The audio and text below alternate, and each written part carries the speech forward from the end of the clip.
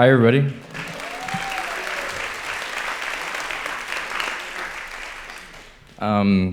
Well, first of all, I just want to say thanks to It's Nice That and for bringing this like wonderful series to Los Angeles. It's something that we've watched and admired for a long time, and we just feel super honored to be a part of it and to be here tonight with you. So I have a lot to get through, so lock in.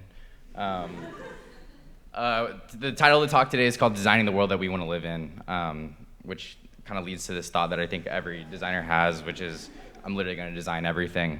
But I think like the thing that we want to talk about today and kind of take people through the journey of is, kind of this journey that Mouthwash Studio has been on, and to us, I think we exist much greater than a design studio or an agency, but really a group of people that have great ideas that sit at a different kind of intersection that kind of really push culture forward. So I'm going to start with the studio. Mouthwash Studio, again, is a design studio. We're centered on new ideas and defining experiences. And we've gotten to do that for some really wonderful brands. I know you've seen that in that reel, but everybody loves a nice-looking logo list. And we've done this with between the four of us partners, Abe, Mackenzie, myself, and Ben, with the help and support of like 20+ wonderful full-time team members who live across the globe, and hundreds and hundreds of freelancers that make it all happen. Those people who I think are the best, most talented people in the world kind of exist across 6 different departments of the studio: strategy, art direction, design, operations, technology, and motion. And these are like kind of the core, the core areas that we feel like really make a Mouthwash Studio project special. So I'll get more into that in a minute, but again, my name's Alex. I'm the strategy director and co-founder at Mouthwash Studio. We started the studio about 7 years ago, almost 6.5 years ago, and we've been on such an amazing journey.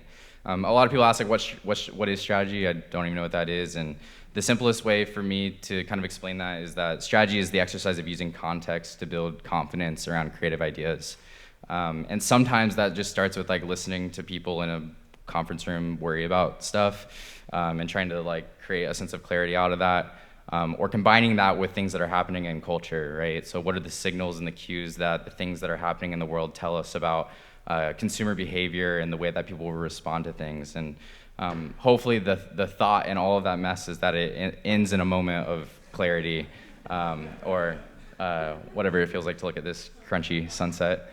I think maybe it looks more like this in a practical sense. I think we like to take the work up front to really ask questions, to really get an understanding of what it is that we're going to do and how we're going to do it, which then leads us to a really clear concept and a design that is not only beautiful but is beneficial and effective for the people that we're designing for. I'm also a writer, which I find to be quite a horrible thing. I'm also a tennis player, which I also find to be quite a horrible thing. And I'm also like a jazz enthusiast. I don't play jazz, but I'm sure that would be horrible too if I did. So oftentimes I find myself like this in the world, just trying to like enjoy life in whatever way I can. But I think strategy really for me is not just like my job, but it's the way I think about things. It's the hobbies that I have. It's what I like to do, the things that I'm attracted to. But regardless about like me, and aside from me, like I think today, and this is an illustration from an illustrator named Tim Urban, who's amazing. At one point in time, we were born like 7 years ago. We were born actually 9 years ago. I'll get into that in a minute. And we made a bunch of decisions that have gotten us here today, here at Nicer Tuesdays, and thank you for being here. And we're going to make a bunch more decisions in the future, and that's going to lead us somewhere else. And I don't think there's a right way of getting to where it is that you're trying to go, but I do think the decisions that you make are important for getting you to where you're trying to go. And oftentimes we look at design studios, we look at artists, we look at like the wonderful people that we admire in the world, and all we see is the tree, right? But we don't see the things that are kind of happening beneath the ground, and realize that the distance of what's actually been rooted in the ground is sometimes 2x, 3x, 4x longer than what we actually see out on the surface. So enough about the studio. I want to talk about instinct. I want to talk about 9 years ago, I moved to Los Angeles, 8.5 years ago, 9 years ago, I moved to Los Angeles. I met Abe and Mackenzie. And we had this really genius idea to start a print magazine, because that's a really great way to make a living. And the idea was that what if we actually made something that didn't have to live online? Like, what if we made something that didn't just go on Instagram and people scrolled past? And so we gathered up all our money, we talked to all our friends who donated their time and their efforts to make what we called Mouthwash Magazine, which at the time was an expression, a visual expression and a verbal expression of the things that people were thinking about that had different themes. And the idea of Mouthwash was that it was a breath of fresh air, something different, something that isn't common, at least in the world that we were operating in. And while we were making that magazine, we were like, man, if we make this, we spend all this money on it, like, who's gonna buy it? And so we had this initial idea to create a podcast in which we would create an audience to kind of hopefully buy it whenever it came out, right? So we started talking to some of the people that we admired, some of the people that we thought were leaders in the space, and gave them an opportunity to talk. And sometimes the episodes sounded like this. Season 4. Okay, so dude, starting is always the hardest part. I know. Bonjour. Once we get this Duolingo straight, like, we did the whole thing in French.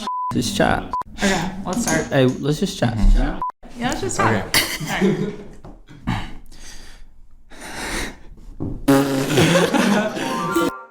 It wasn't always great.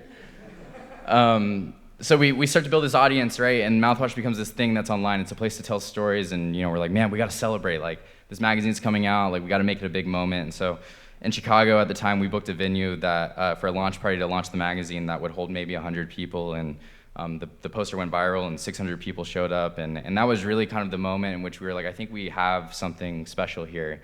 I think we've put something out in the world that people like kind of care about, right?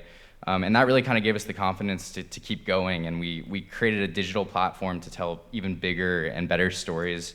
So we started to host long-form interviews and different types of storytelling with people that we admired, especially in LA, as we were just kind of moving here and kind of getting familiar with the city. And we also developed like objects and clothing that would be sold through the e-commerce site as well. And so really we started to build these worlds around Mouthwash and the people that we were kind of collaborating with, and Mouthwash in and of itself kind of became a brand, right, where everything was considered, like the promos, the website, the way that we activated it when it was time to sell or time to launch something. And eventually people started asking us to do it for them. And so a couple years into that, we opened up Mouthwash Studio. This is one of our first offices in Chinatown. And really the curiosity that led us through all of that really started to lead us to cultural leaders in the space, which led us to projects like Waka Waka, who's an amazing furniture designer here in Los Angeles, director Salomon Lighthelm, who is in New York City, and even like fashion brands like Good Fight, who is a LA-based designer, fashion designer. So the strategy for us was really simple, and it was like, go find people who are doing really interesting things and things that we really care about, and then go do what we're really good at for them, right? And so it created this magnetism, I think, around not only the brands that we were serving, but around who was the people behind that, or just kind of elevating some of these brands that are, or these makers in LA. And so my first takeaway from all of this is that, like, before you have money or before you have connections or resources or experiences, like, I think the one thing that we all have is instinct. And so for us, like, to follow that instinct, to follow the thing that you feel like you should do is a strategy, right? It just hasn't really been named yet, or you don't really realize it until it's over. And so that kind of really guided our early years. And as we get into the studio, like, we think about like why we exist, right? There's a million agencies in the world. There's a million people designing and doing amazing stuff all over the place. And the thing that we've kind of settled on, and other people have probably said it too, but I think we have a different lens on it, is that like we really exist to influence culture. And so for us, what does that look like? For us, the lens that we view that through is paying attention to what has been ancient and true since the beginning of human history. What has been good will always be good. What are the stories and the things that people resonate with and tell their friends about and sit around the fire circle and share stories if people still do that, juxtaposed with like what are the needs of consumers today, what are the platforms that they're on, what are the way that they kind of move through the world, and so that approach has always been the same. And whether or not that's like a technical problem like it was with Air Company, And sometimes that's like an emotional problem, like it was with like OEM, or an emotional thing to tackle. The objective is really always the same, and it's to bring some level of clarity to complexity. And so regardless of the industry, like it's really kind of allowed us to like be really malleable and adapt to the different types of industries that we can accomplish this in. And so I'm going to show a few of these projects or examples of these. One is a brand new project that has just come out for Seed, which is a probiotic company based in Los Angeles. They're one of the most successful direct-to-consumer brands of the last decade, I would say. And they came to us asking the question, how do we take our brand that feels a little bit static and put it on a scale that can adapt to be humanly expressive, but also scientifically precise? And it looks a little something like this.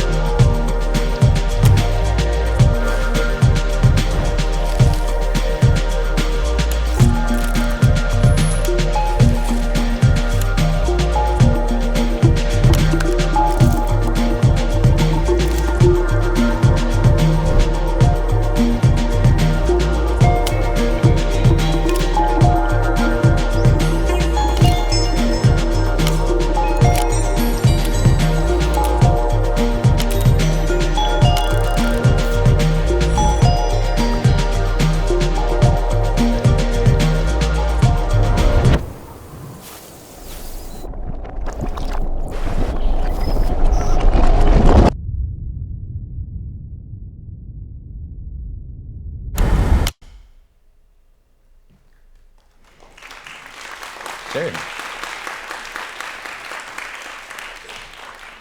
Base is a company owned by Coinbase, which is their Ethereum L2 chain. They rebranded and came to us and said, hey, we need this to be a big impact moment. How do we put this all together in one video that feels like something that could really kind of move the needle for the people watching?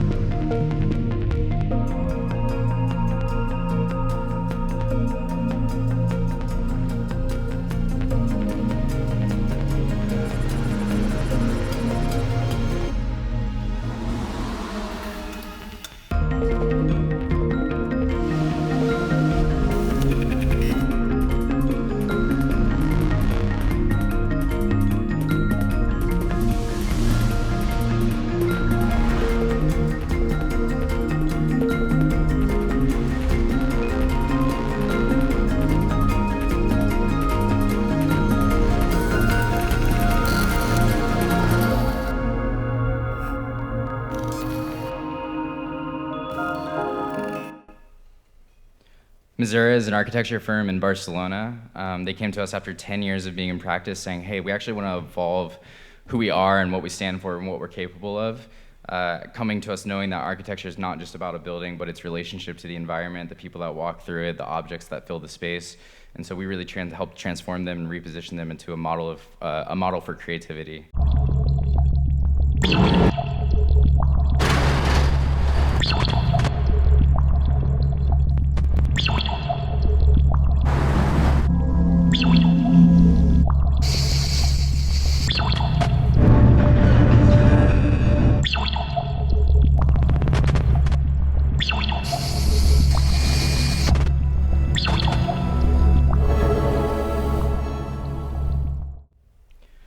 and the North Face came to us asking us, what does it look like to inspire the next generation to connect back with nature?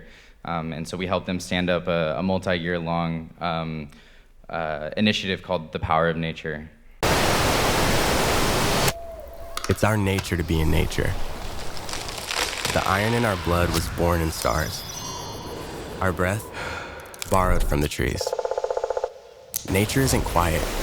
It's calling, loudly, urgently, and wildly. As we've surrounded ourselves with screens and noise, we've lost sight of ourselves. But step outside and remember, when we're out here, we reconnect to who we are and who we can become. That's the power of nature. And finally, we created a global digital experience for Nike's After Dark Tour, which is a series of nighttime running events for women across 6 different cities across the globe.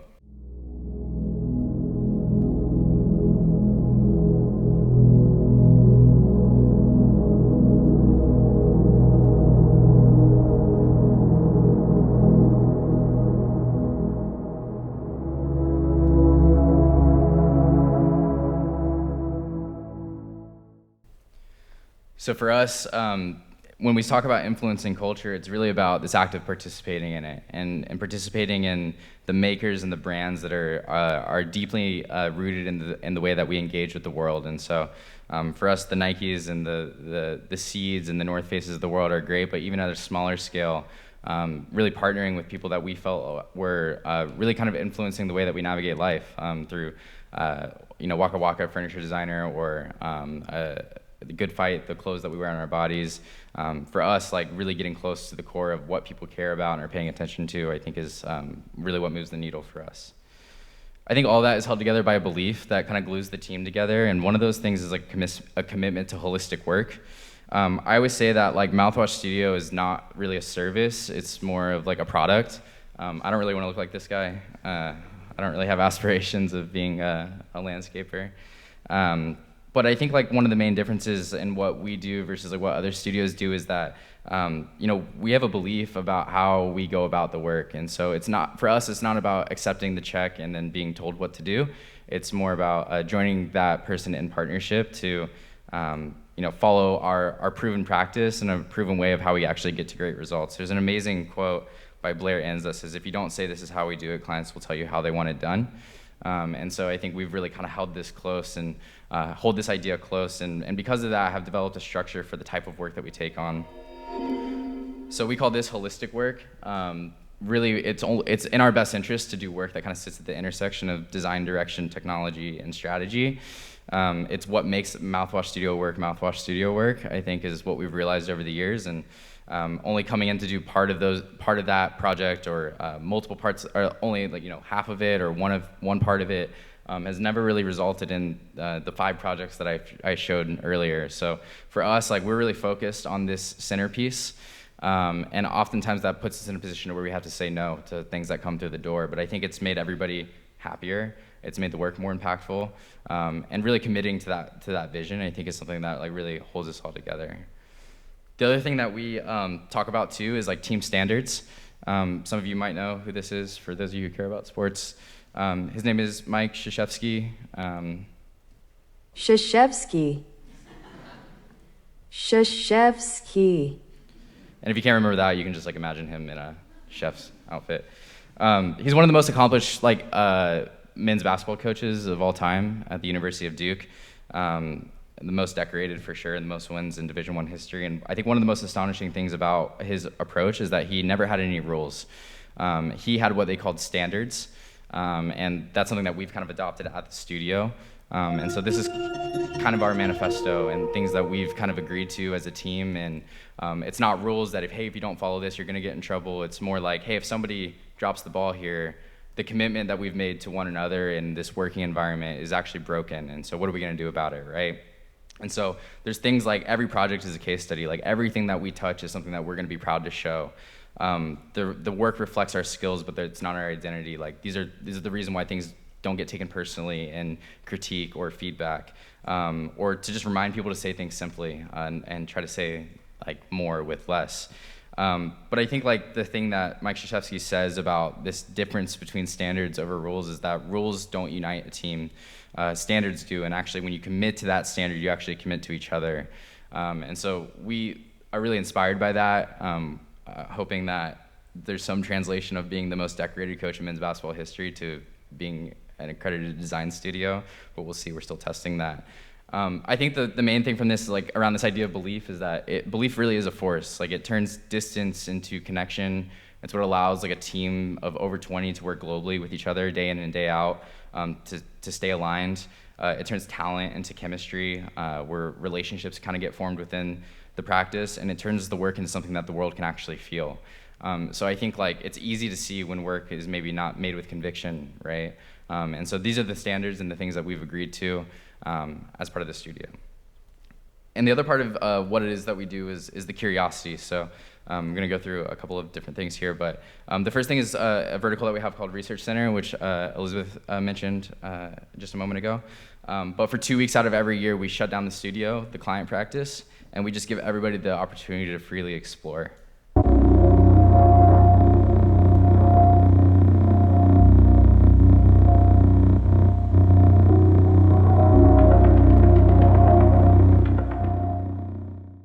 And some of the things that have come out of Research Center have been like so extraordinary, right? Like the opportunity to do things that you don't have time to do because you're in Zoom meetings all day, or you're replying to emails. Like, what if we just took a break, right? Like, what if we actually invested in our curiosity to understand how technology was changing, how it's going to impact our industry, how the needs and the ways that we go about things don't get dated because we're just always doing the same thing over and over again.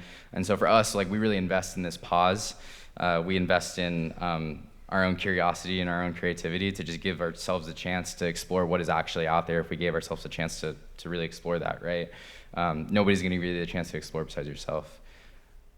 We also do a newsletter called Findings, which is really kind of a pulse on the invisible forces that are kind of pushing our culture forward. This is part of what my team does at the studio, in which we write about a number of different topics that are kind of coming top of mind as we're kind of working through work and kind of giving us a place to jot these things down. It's on Substack, but there's like a story that we just wrote about a cafe that we just opened, about this idea of presence and how important presence is in a digital first world and how that's only gonna become more and more valuable over time. But even things like, are we running out of brand names? Or what happens if we just stop everything? Like, what happens if we just stopped going to Zoom meetings? I don't know if anybody wants to try that. Don't tell them I told you to do that. But we also have like taken design off the screen, right? When we got our newest office in Chinatown, we kind of set out to say, what if we did this differently? What if we designed an office that felt more like a living room as opposed to, or a home as opposed to the office that we see over and over again? And so collected artifacts from all different regions of the world in different centuries, and we worked with a really close collaborator of ours, Aunt Studio, to kind of help design the space. This is my dog. His name is Miro. He's perfect. But like even like taking that interest in what can design be? Can it be something bigger than something that just exists on a screen? And that curiosity became an even bigger beast, in which we opened up a cafe called Cafe Tondo. I don't know if anybody's been here or not, and it's in Chinatown. But it's been like an amazing endeavor. We didn't get hired to design this space. We are owners in the space, with the bet that physical presence is actually going to be something that the world needs and will continue to need. But it's been such an amazing like brand exploration, right? Of like, what does it look like to have brand and experience for somebody to walk away and be like, man, I just had a really great time. And that can come to life through graphic design, through food, through interior, through space. People love it, which is great. Thank you, Eater and Wallpaper and Resi. And on any given night, it looks like this, or mostly on the weekends. Don't get scared. It's chill on like a Tuesday or Wednesday. But it's become such a cultural reference point that even artists like Tame Impala have asked us, like, hey, can I come play a set? I'm overeducated and I run back to the dark. Now I'm Mr. Charisma, fucking Pablo Escobar. My friends are saying, shut up, Kevin, just get in the car. I just wanna be right where you are. I'm not gonna play the whole thing, but so my point is like, curiosity isn't what we do or what you should do when you have free time. It's really how you make time matter. I think we all have the time somewhere, but I think the things that feel like we don't have to do it are maybe some of the things that are the most important. It's like really what keeps the heartbeat of the studio alive. It's really been in our DNA since the beginning, where we never had to wait to be told what to do. And so curiosity and instinct are these things that I think like really continue to push you forward. And so I talk about this and I talk about the studio, but I want to talk about the future as well, and kind of what Mouthwash Studio will do next. Ultimately, and people are like, you've done literally everything, like what could you possibly do next? And I don't think we think that way. Some people like think that we've already pushed the rock at the top of the hill or whatever. So I have a few thoughts. Maybe if we keep fucking around, we'll find out, which is not a bad trajectory according to this guy. You know, maybe if we keep being positive, we'll find something on the other side of the rainbow, or maybe if we are more productive than everybody else, this is me every day. Those frames, you know what I'm saying? But like, yeah, all that aside, like I think the real question is like, are we as a team and as individuals and as designers in the world, like moving towards what matters to us, or are we moving toward what matters to others? And that's a chase, right? It's a choice that you have to make in terms of what is it that you're gonna do that actually matters to you, and again, what's personal is actually universal, like Elizabeth was saying earlier. So when we talk about the world that we want to live in, back to the title, like I think we really imagine a world where like ideas really create momentum, where design actually imagines what doesn't exist yet, and where creativity shapes how we live, not just what we see.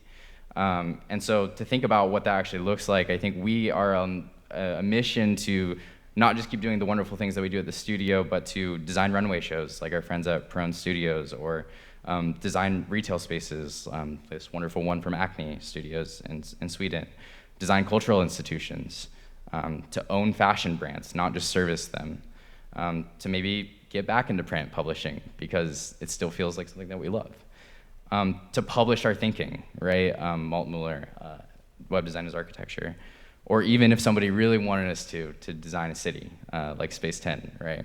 And so my point is that like design is not limited to graphic or illustration or decks or whatever it is. It's really whatever it is that you can imagine it to be. And I think through that, like design has this power to actually shape the world that you want to live in and will navigate. So, you know, today as a studio, we use service culture, but I think tomorrow we're going to create it. Thank you.